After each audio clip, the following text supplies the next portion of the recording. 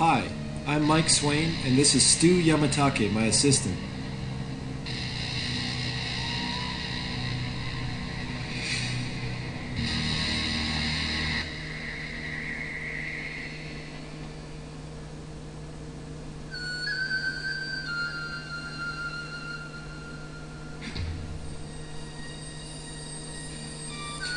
There are 4 ways to win in judo: throwing, pinning, choking, and arm locks, 3 of which are achieved by grappling.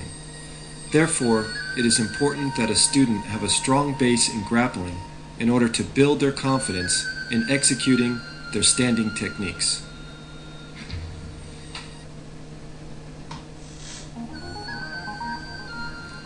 Basic grappling movements.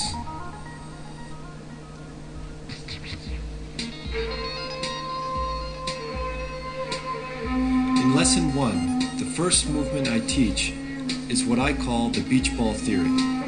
The idea is to stay tucked in a ball while moving in different directions. Start by rocking front to back, then side to side. Make sure your head is off the mat. Increase your rocking, then kick your legs over your head side to side. In theory, when you jump on top of a beach ball, you roll off. Therefore, from this position, you can better defend against your attackers. Also, this drill familiarizes your student's body to the mat. The key points to remember are: keep your elbows and your knees close together. Your head should be off the mat and your chin tucked in. Try not to stay on your back. Stay on one side or the other. By staying on your side, this keeps your opponent off balance.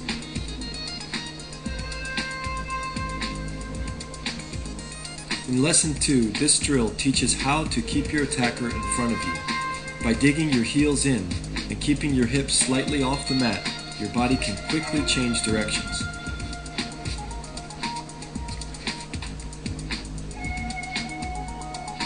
Next, have your partner move side to side and try to keep him in front of you. If you let him pass your legs, then half your defense is gone. This is a critical moment in grappling that you must prevent from happening. As in standing judo, the goal is to use your opponent's strength against himself.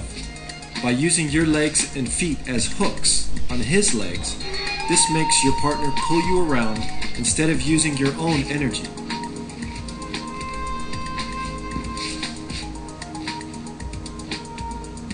Lesson 3, the reverse bicycle. This is an important exercise for offense and defense.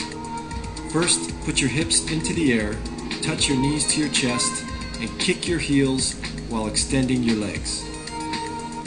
Next, while lying on your back and moving side to side, keep your hands in front of you, touch your knees to your chest, and fully extend your legs, kicking with your heels. Here's a practical example of how the reverse bicycle is used to turn over your opponent.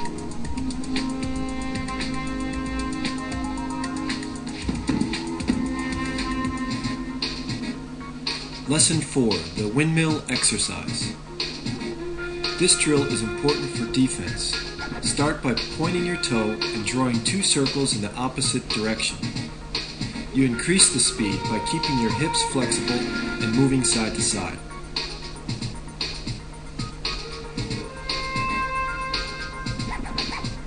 In a practical application, you can see how your feet can be used as 2 more hands by blocking your opponent's arms, hips, and legs.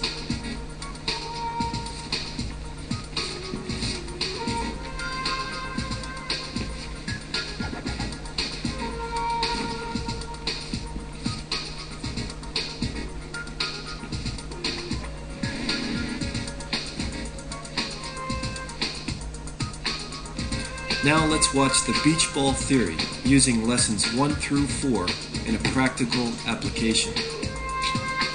By defending with my legs and my hands and staying tucked in a beach ball, I can easily roll my opponent off as he attacks.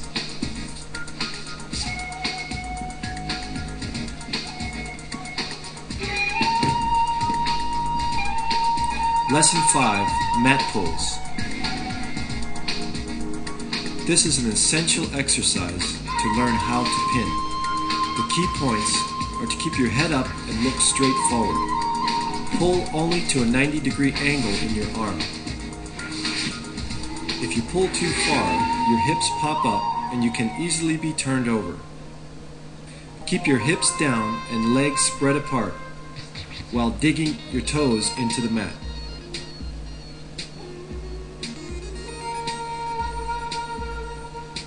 Next, the mat pull and switch. In this exercise, we add a variation of switching from hip to hip.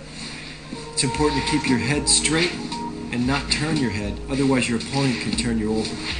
Keep your hips on the mat and slide your bottom leg all the way through. Here's a practical application on how I switch my hips to keep my balance and maintain the pin on my opponent.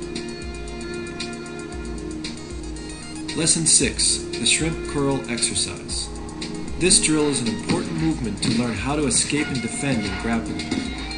Move your body across the mat while curling like a shrimp. The key points are to keep your hips off the mat by digging in with your heels. Second is to keep your elbows close to your body while pushing straight over your head.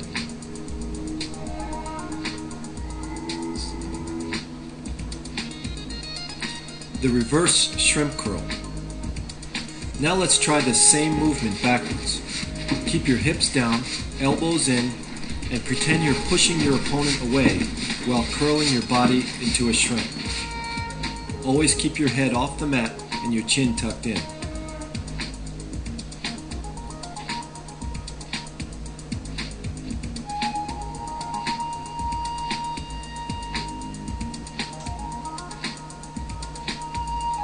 In this practical application of the reverse shrimp curl, you can see my hips are constantly moving. My elbows are close to my body, and I'm constantly pushing my opponent and curling away from him.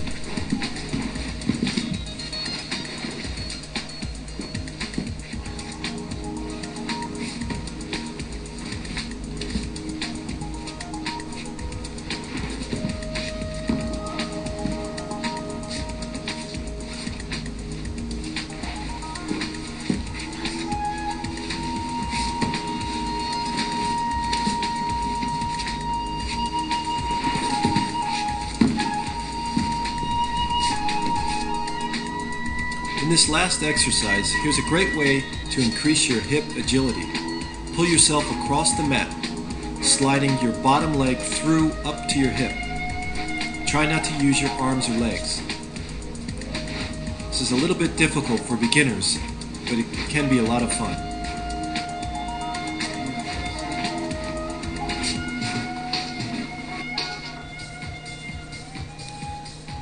Gripping applications. The first thing you must do as your opponent comes closer to you is sit up to one side and defend with your arms and legs.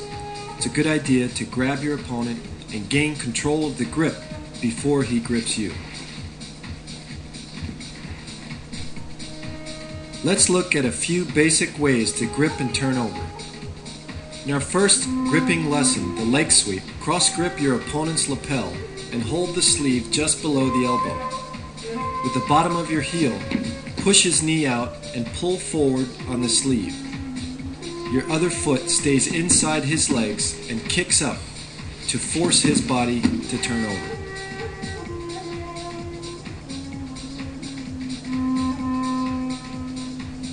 Our next gripping lesson, the side roll. From the same position, cross grip and grab your opponent's uniform underneath his tricep. Next, reach around his body and grab his belt. Shoot your hips underneath him so that your body is underneath his center of gravity and roll him to the side, coming up on top.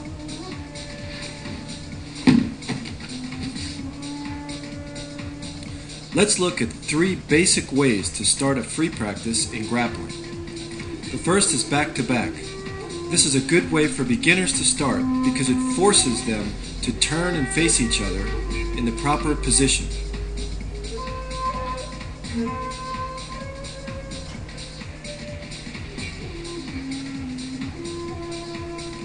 second starting position is with one person on his knees attacking and the other one on his back defending.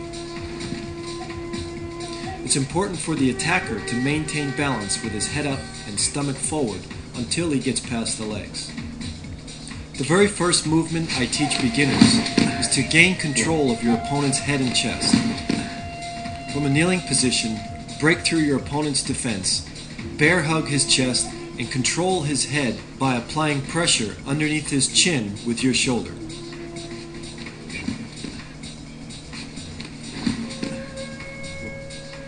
The third way to start from a grappling position is with one person down on their elbows and knees and the other one attacking from his back. This position often occurs in judo after a failed attack, or the person blocks the attacker and brings him down to the mat. Because this is the worst position to be in, you must quickly turn and face your opponent. The first thing I do is keep my elbows in and my hands up to protect against a choke or arm lock. Next, I quickly turn and face my opponent. This puts me in a much better position to attack or defend my opponent.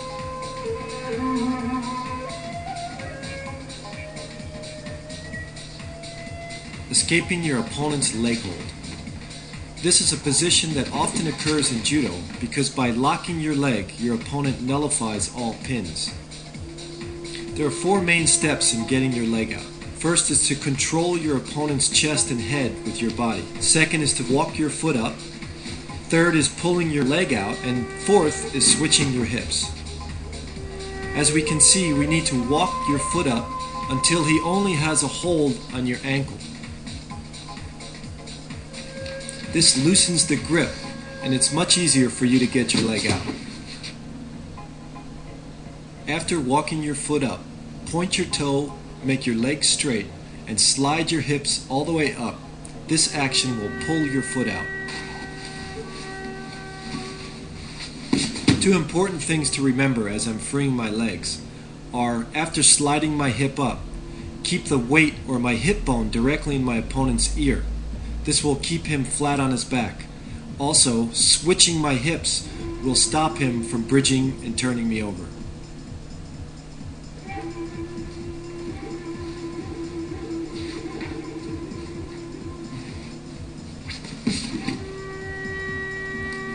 In the second option, after walking my foot up, instead of switching my hips, I go directly into the pin. After walking my foot up, I pull my opponent's leg, then I push it and place my knee flat on the mat. It's important to use my body weight to pin my opponent's shoulder and head to the mat.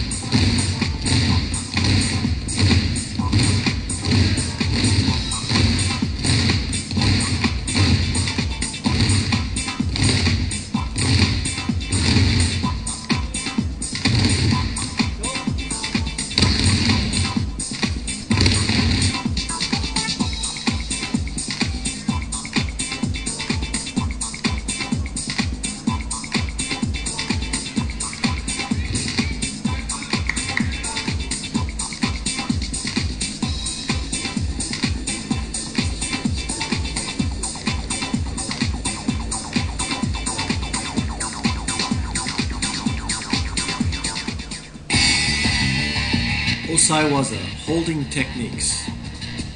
First, let's look at two theories on how to hold your opponent down.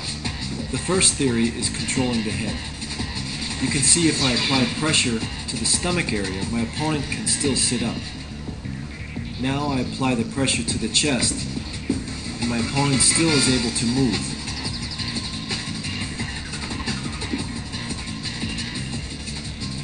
If I apply the pressure to his head, this controls my opponent's body and keeps him more attached to the mat.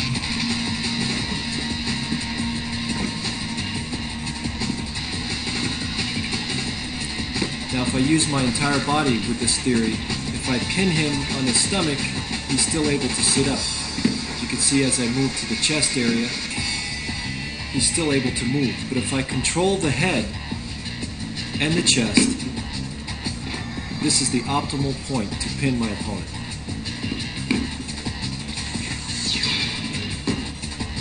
The second theory is in weight distribution. I call this the sack of rice theory, where my body has to float and glide on top of my opponent, much like a sack of rice. The most important thing is that I keep my chest pinned to his chest and keep my body relaxed. This way I use his energy against himself.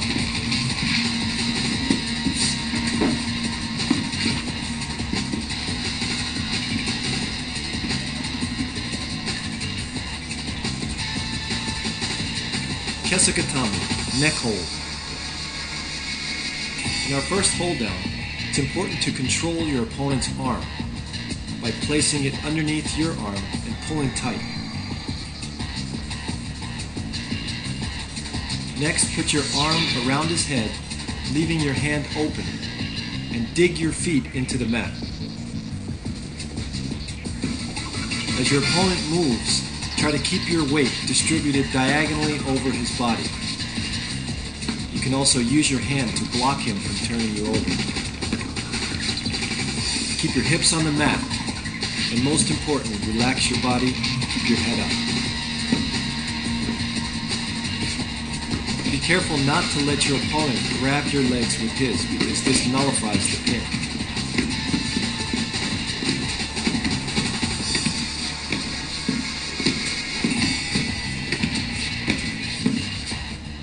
A variation of this hold down is to grab the inside of your leg. This applies maximum pressure to your opponent. But be careful not to get rolled over, because your hand is not free to protect you. In this next variation, instead of holding around the neck, my arm is underneath his arm. The weight distribution is the same. What's important here is that I switch my hips to enable my body to maintain balance. A key point in this variation is that I constantly pull up on the arm to control his body. Escaping from Kesakatami. In this hold, we first turn our body in order to put your leg underneath his center of gravity. It's important to switch your hips hard to get your leg underneath. The next step, once we're underneath, is to bridge up and pull him diagonally over my far shoulder.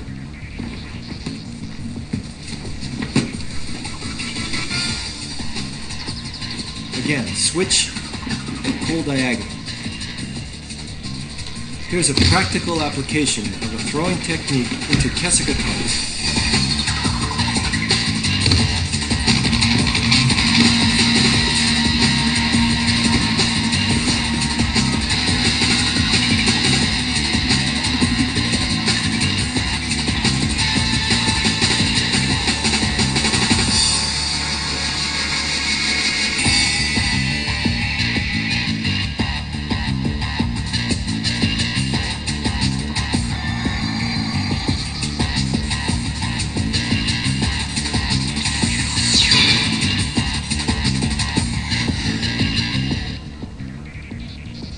Kamishiho Gatami, upper four quarters hold.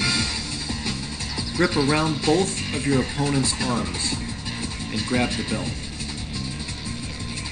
As you grab the belt, put your thumb inside his belt and pull tight towards you. Next, lowers your hip and pull your body in tight, and then raise your hips up. Apply pressure to the top of his chest by digging in your toes. As he moves side to side, you must also move side to side to keep the pressure on top of his chest.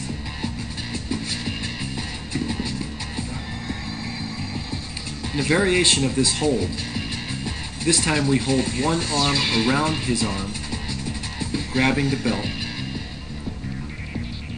with the other arm inside his arm, also grabbing the belt. The difference between this and the last hold down is that your hips must maintain pressure on the mat. Keep your hips down and your head up. Escaping from Kamishio Gatame. First, try to run your opponent in a circle, as if you were to gain control of his leg and nullify the pin. As he moves his body around, we simply turn him over and put him in the same pin.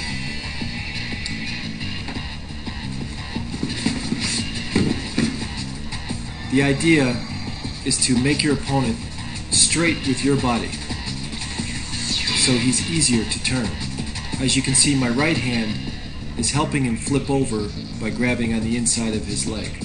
My left hand, or belt grip, is basically pulling over my head. Once he's in a straight line, you simply flip him over.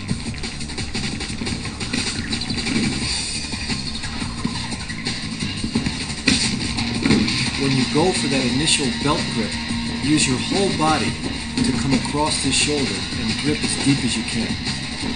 You do this by switching your hips. Here's a practical application of a throwing technique into Kamishio Gatame.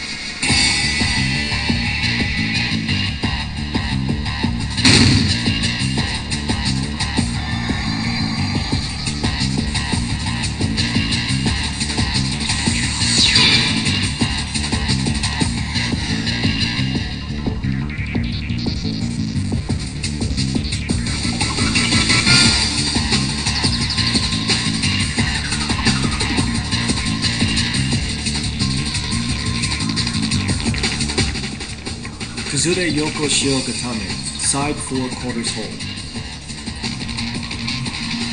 In this variation of Yoko Shio, you take a belt grip by grabbing all the way down his spine and pulling his head in tight. With your other hand, you grab inside his thigh, keeping your knee slightly bent to protect him from rolling into you. The idea is to maintain control of his head and keep it sideways. Again, grab the belt directly down the spine, pull your elbow tight, and grab the inside of his leg. Keep your hips down and dig in with your toes. And keep your head up.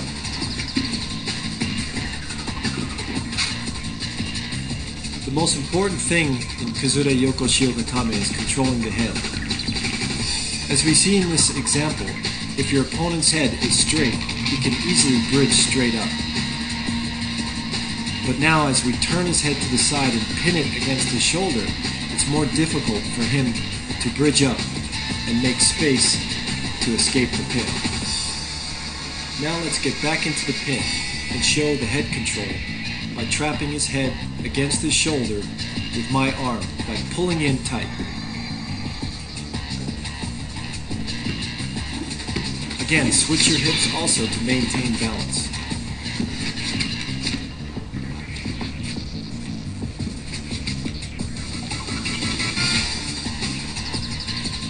Escaping from Kazure Kamishio Gatame. First and foremost is to get our hand inside and underneath his body. Once I do this, I use my whole body to arch and bridge up and push that hand through. Again, put the hand underneath his chin, drive it through, and turn and face him. Now if your opponent holds on the opposite side of your neck, we simply turn the other way. Again, work your hand underneath, in between your body and his body, and shoot it out. Push against his head to make some space in order to get your arm through.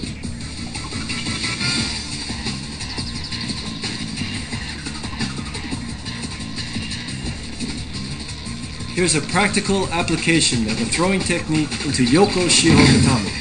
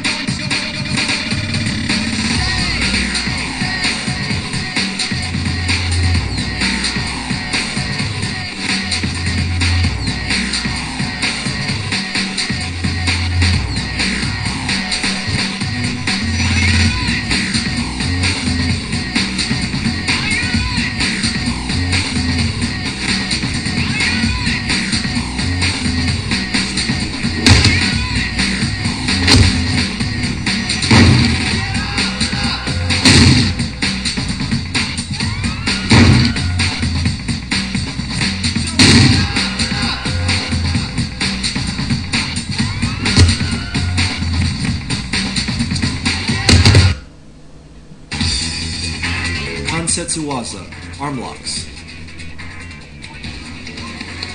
Safety is the most important thing in teaching arm bars. Make sure that the student understands that if he taps twice, this will relieve the pressure. This is called the tap out, and this is the best way to prevent your students from getting injured.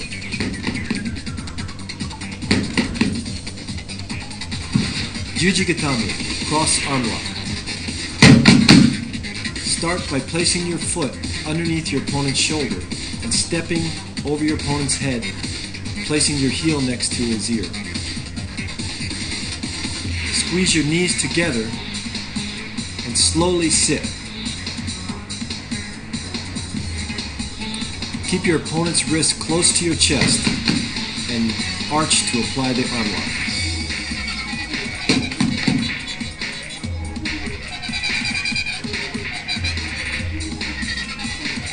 Let's take a look at the wrist control.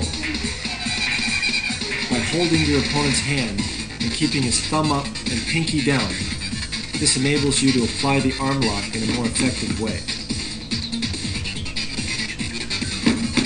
As you pull down, arch your hips up for maximum pressure. It's very important also, as you sit, to stay close to his body. The most important thing in this arm lock is to control the head and the arm by squeezing your knees together. First, you must have this control before you can apply the pressure.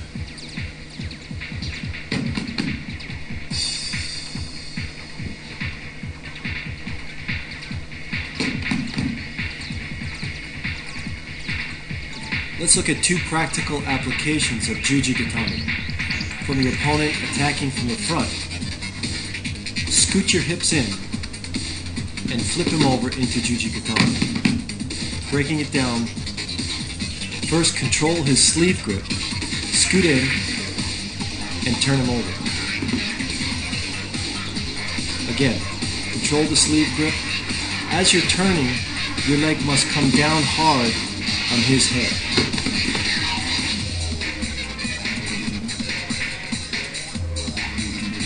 Once we're in this position, clamp down and maintain wrist control. Again, scoot in, pivot, and apply pressure. You can also use your hand to spin your body around by grabbing his inside leg. This also pulls his body on top of you and brings him off balance. Now, from a top position, we use a double lapel grip to roll our opponent over into Jujigatami. Breaking it down, again, grab both lapels underneath, shoot your leg through, roll him over, and hook his arm. Move your hips to the side and slide his body off yours into the arm lock.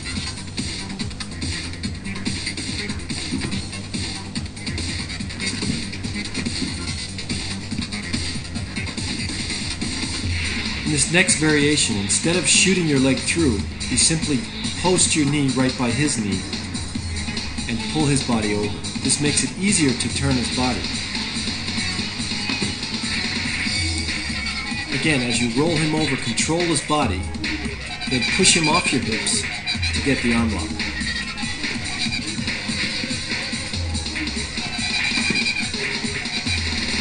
Let's look at a throwing combination into Jujigatami.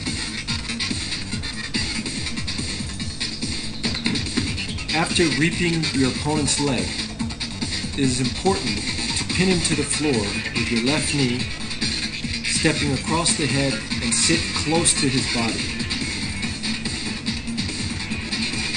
The main point is that you trap him on the floor before you step through.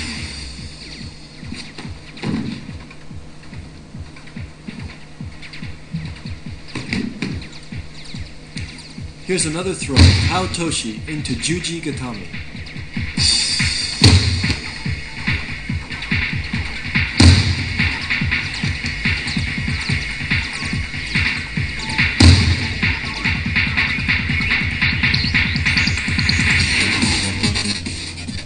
Udegarami, entangled arm lock.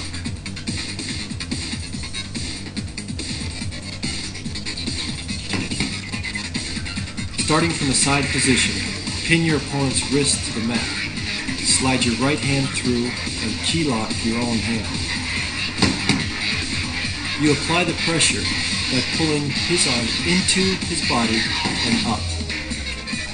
Again, key lock, pull in, then up. The next variation is a reverse udegarami. This time, we're applying the pressure in the opposite direction.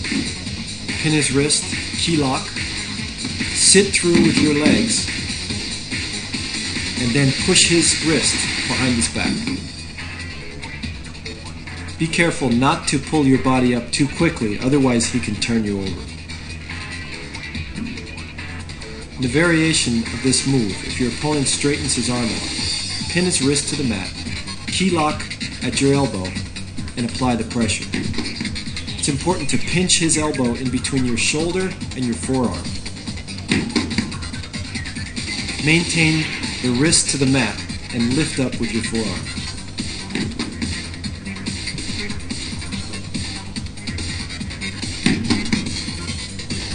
Shimewaza, neck holds. Here's a simple way to have your student understand what a choke feels like. In a controlled manner, apply pressure against your student's neck with the side of your wrist. Make sure you explain to them the safety and importance of tapping to keep them from getting injured.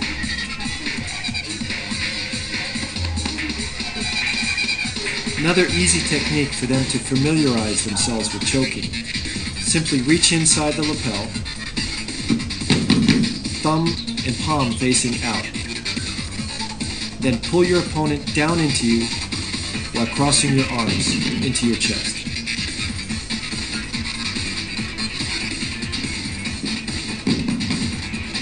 This is a controlled and easy way to show the basic choke.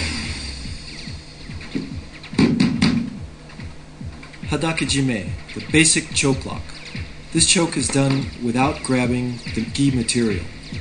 Simply put your arm across the front of his neck, grasp your hands together, and apply the choke by pushing your shoulder and making his head move forward.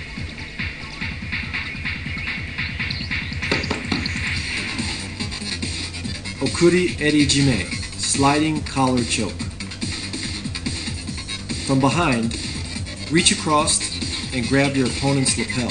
Start with your thumb behind his ear and slide your thumb across his neck.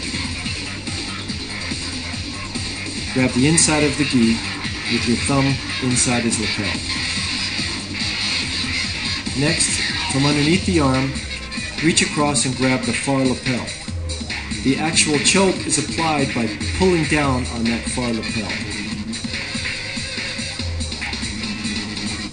As you pull down, you also pull up with your left hand. The trick to getting a good grip is to feed his lapel into your own hand with your thumb by pushing it across. Then you gain control of the body by using your feet to control his hips. Push down and slide the opponent down your body. This is very important before you actually apply the choke. Push him down, then apply the choke. Again, feed your hand, body control, slide him down your body, and pull down with your right hand.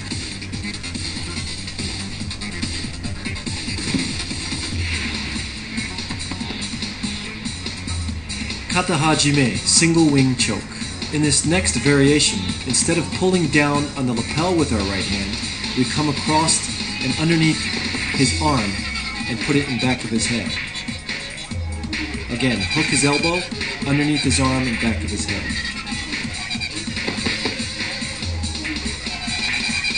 This variation is important because our opponent puts his chin down to stop us from getting the right grip.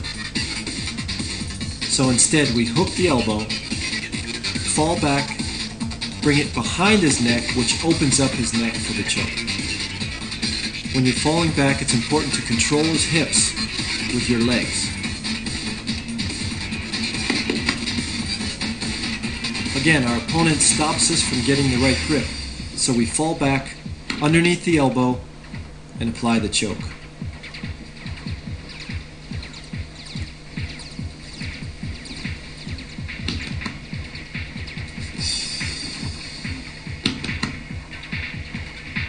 In this variation, we show a choke into an arm lock.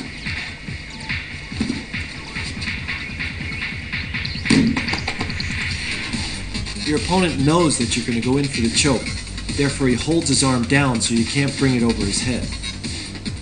Simply push his head across into the arm lock. As you fall back,